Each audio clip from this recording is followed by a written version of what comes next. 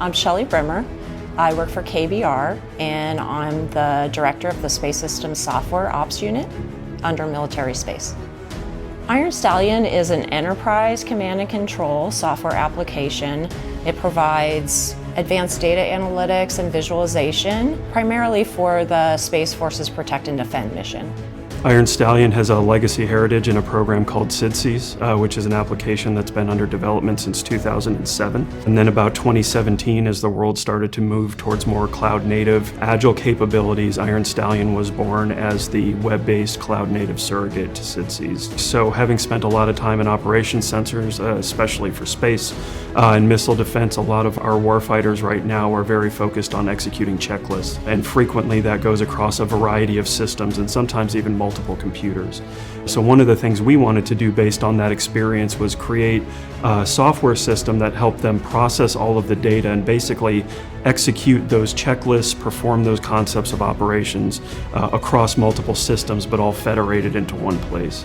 The primary users are Joint Task Force Space Defense, JTF-SD, at the National Space Defense Center, and then also the JTF-SD's commercial operations at the unclassified, non-classified level.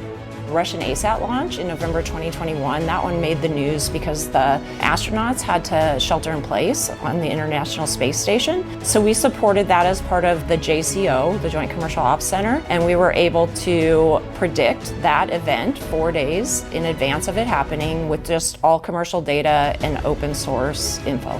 10 years ago, one of the biggest problems in breaking into this industry and really supporting warfighters was access to real representative data at the unclassified level. But now we are literally getting several million sensor observations a day from various commercial providers and various phenomenologies. That's enabled by the Unified Data Library, the UDL. One of the other great parts about Iron Stallion and this architecture, especially through the UDL, is that we can get new data at any time and be ready to process it literally within an hour.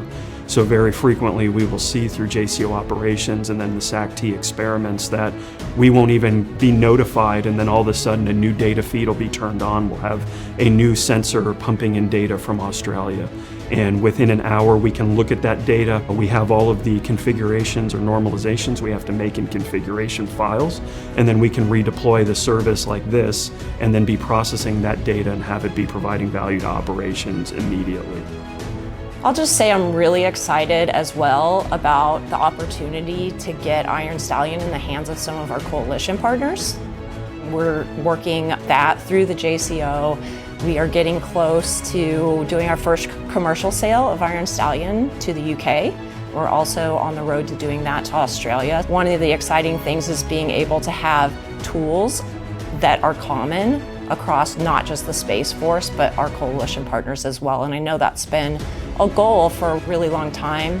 And the JCO and the use of commercial data at the unclass level is really allowing us to take that step and do it. Seeing these software developers take something that a user draws on a whiteboard and says, this is what I need, and seeing them turn that into real working software in days and providing it back, that's pretty amazing. Being able to decrease the workload for the users, allow them to focus on the things they really should be caring about instead of running checklists manually, I think that's really rewarding to see that.